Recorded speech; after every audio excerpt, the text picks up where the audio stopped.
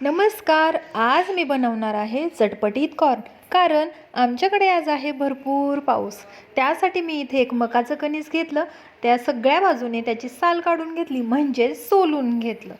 छान फ्रेश असं ताजं ताजं मकाचं कणीस सोलून झाल्यानंतर त्याला गॅसवर ठेवून इकडून तिकडून, अलीकडून पलीकडून, खालच्या बाजूने वरच्या बाजूने साईडने सगळीकडून भाजून घेतलं. अगदी खरपूस असं हे रोस्ट केल्यानंतर आणि हे सगळं करण्यासाठी मला अंदाजे 10 मिनिट तरी लागले. कारण मी हे सगळी प्रोसेस लो फ्लेमवर केली होती, कारण ते जास्त जळू नये आणि कणीस आतपर्यंत छान असं भाजलं जावं.